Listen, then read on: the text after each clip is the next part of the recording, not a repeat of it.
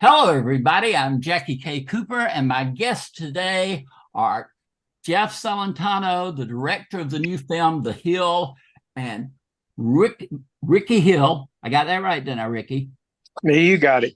And he is the man whose story is brought to life in this film. And I want to get the basics real quick. How did your story get screenplay treatment and get to Jeff, Rickey part? Jeff, y'all can both jump in there. Well, actually, not even after. During when I first signed in 1975 with Montreal, my brother wrote the story. 56 wrote a 56-page story for our family, just for our family only, not anyone else to have. And God, our church just had to read it to and himself. He just had to have it. He read it and he took it straight to Hollywood back in the 70s. And back in the 70s, they wanted to buy my story back then. And my father and mother became ill at the same time. And I didn't want to have anything to do with that. And so I left it alone. So 50 years ago, they were looking at your story? That's right, 50 years ago. That is amazing. Well, Jeff, how did you end up getting the story? It took me 17 years, Jackie, to get it made. People have heard the story before, but my brother, who I just met in 2006 and didn't know from anything, found me on the internet. And that's a whole other interview, by the way. That's a whole other story. That's another movie. But he overheard Rickey. He was eavesdropping. My brother's he's in my corner, as you say, big time, and we bonded as two people who had never met each other in their whole lives and were brothers. And he overheard Rickey talking about this story about his life that he wanted to get made into a film, but he was looking for a director, and he had interviewed like 40 directors in Hollywood, and they all none of them impressed him. He felt they were kind of saying what he needed to hear. They weren't honest. They didn't have the heart of the big heart that he was looking for. And my brother, as soon as he hung up, he said, "Listen, I just found the director for your movie, sir." And he said, "Excuse me?" I said, "Oh, I was eavesdropping. I'm so sorry, but I need you to call this man right now." And Rickey was like, "What? Who's this guy?" But if you met my brother, and Rickey will tell you, he's got something about him. He's like a big Boy Scout. You just want to hug him every time you talk to him. He's just that guy. And so Mark got Rickey to call me, and we talked. And I said, "Well, I need to read the script because I don't know anything about your story." But I had some weird feeling about it. It was something I can't explain. And well, it certainly is one of those stories, and I don't want to give that much away because I watched the film, and the anticipation of what was going to happen was, so much of the enjoyment of the film. But it's, I'm sitting there and I'm thinking Field of Dreams, I'm thinking Hoosiers, I'm thinking all these great sports movies. And the fact that this is based on a true story, otherwise, if you didn't have that, labeling, you wouldn't believe it. I'm sorry, Rickey. I was like, no, this is just made up. Dennis didn't believe it either. When I hired Dennis, or when I was trying to hire Dennis, I talked to him on the phone. The first thing he said to me was, "Did this kid really do this? I can't even believe it. I mean, I haven't read anything like this in my whole life. I mean, this is nuts." I said, "He did the impossible." And he was definitely guided by a higher power for sure. But after that meeting my brother had with Rickey, and I read the script, like you, Jackie, I couldn't believe the story. I cried my eyes out reading it for, how poor they were and what Rickey went through and all the hurdles and roadblocks. And he reminded me of a movie years ago I saw called Life is a Dog. Life is a Dog was about a little boy who got pushed around, kicked, punched. His parents were not nice to him. And all he did was smile all the time. He would get back up off the ground and he would just smile and hug you. He had that like unconditional love about him. And that's what really drew me to the story. And then the fact that he, through all that, did the impossible. And I was hooked. I mean, hooked in a way that probably wasn't healthy for me. It got inside me. I was obsessed with telling the story.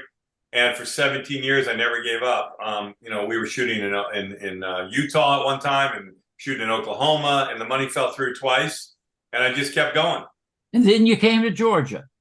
And then I came to Georgia. I came to Georgia because I found this incredible producer named Warren Ostergaard, who lives in Charleston, and he's known for doing movies in that area. And he had done 2 movies in Augusta and swore to me that it's better than Texas there than Texas. And so when I flew out to Georgia to scout locations, I sent the pictures to Rickey because he was very I involved Rickey heavily, and I wanted him to know that everything I was doing was on the up and up. So I sent him photographs and I said, "Hey, I'm in your hometown of Bowie, Texas. And here's some photos." He's like, "Oh my gosh, I remember those streets in that area and the look of that." And I said, I laughed and I said, "This is actually Georgia." and Augusta. And he said, "That looks just like where I grew up." And so that's how it all started.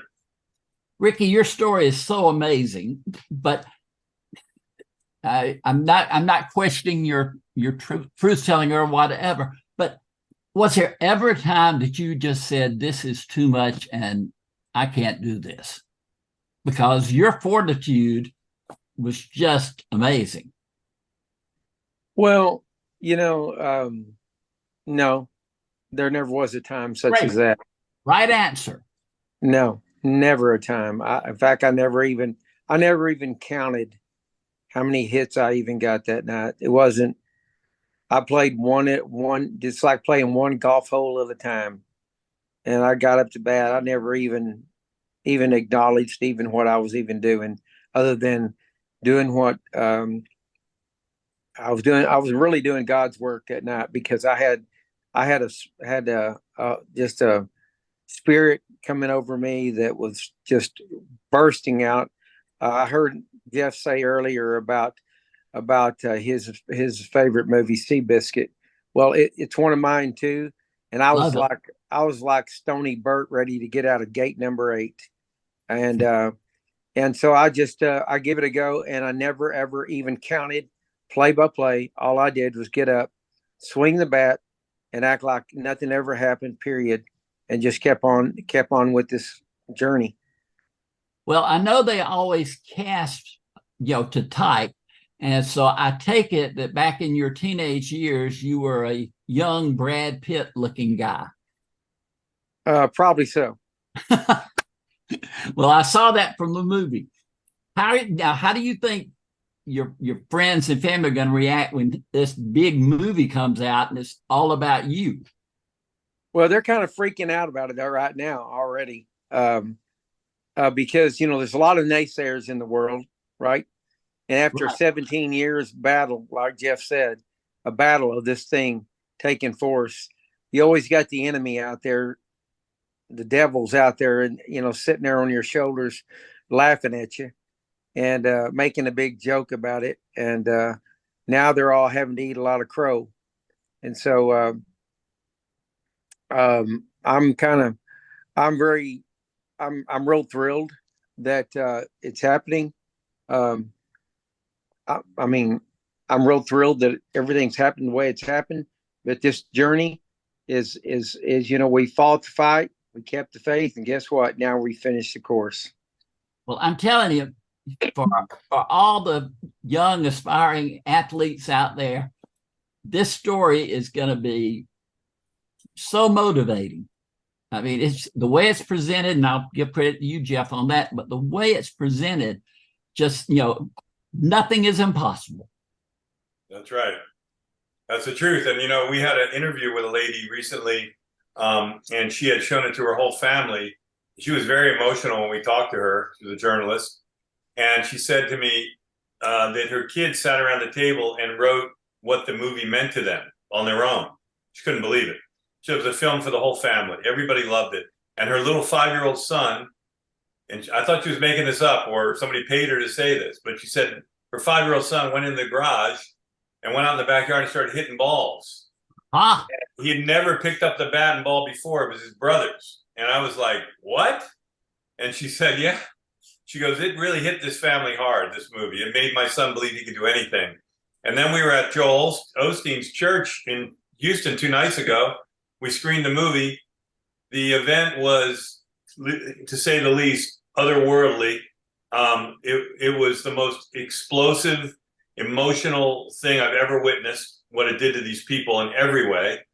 And I look back now at that kid hitting the ball, and I said to myself, every single thing that we went to make this movie about is working. If you're a person of faith, you'll love it. If you're not a person of faith, you'll love it. It's like Seabiscuit or Rudy.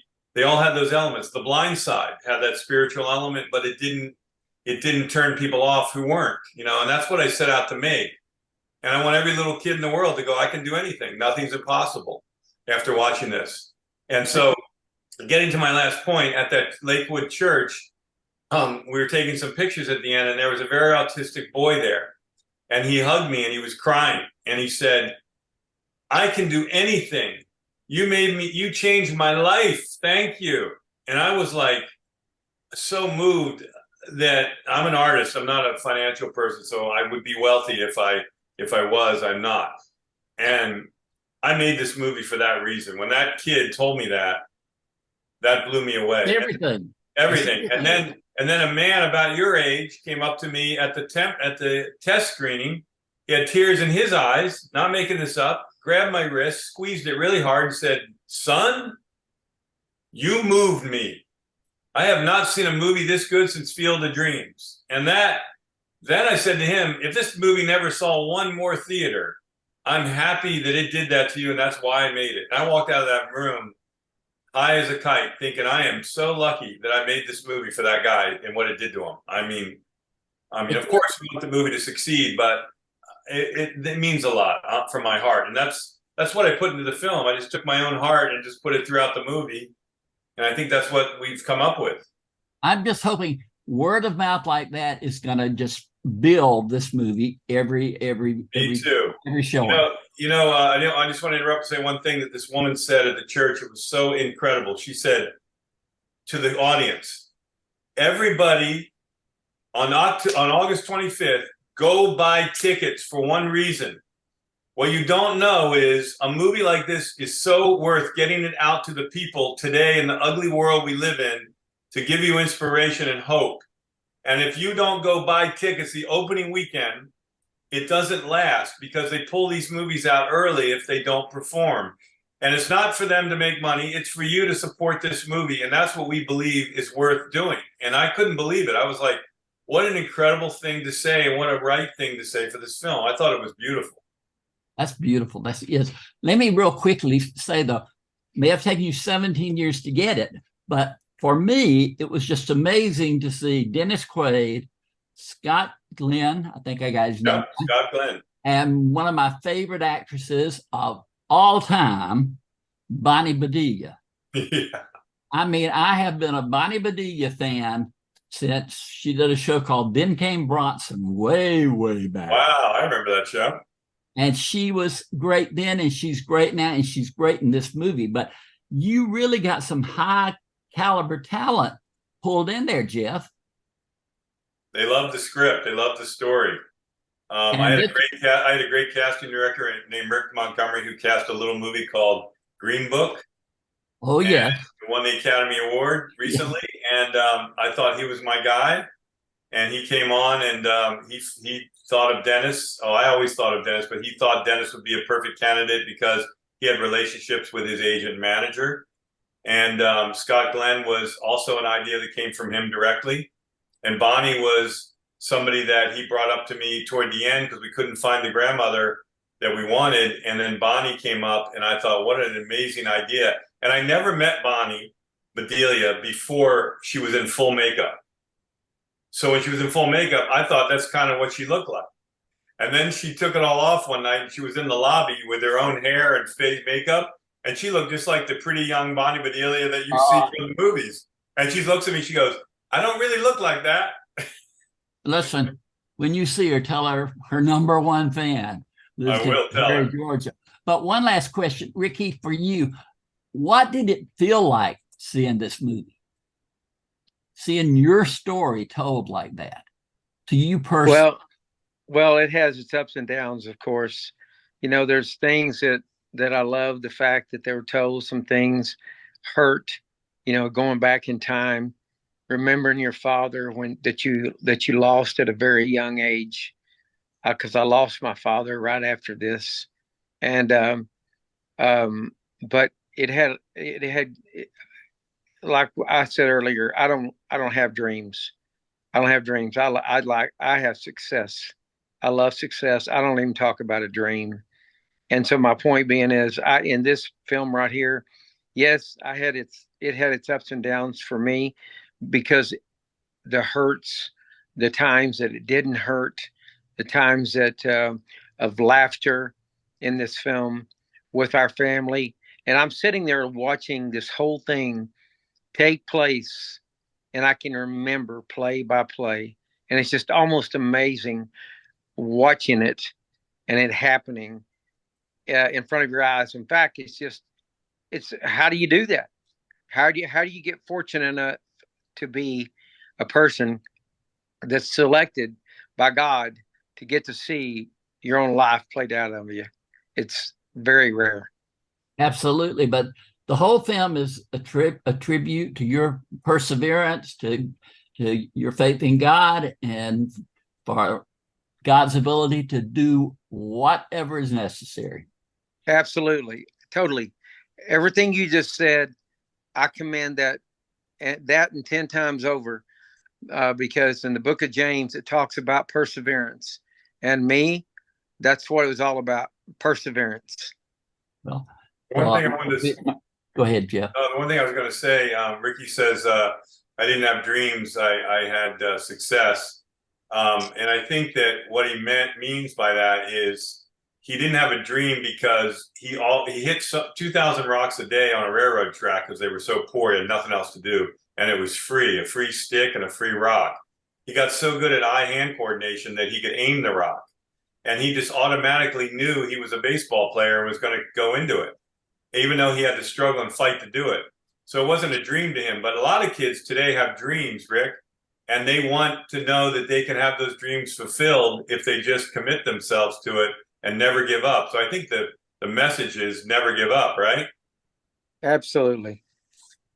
It's a lesson for us all to learn. Well, what it is, I always took it like this. Whatever we've learned, try to learn a little bit more.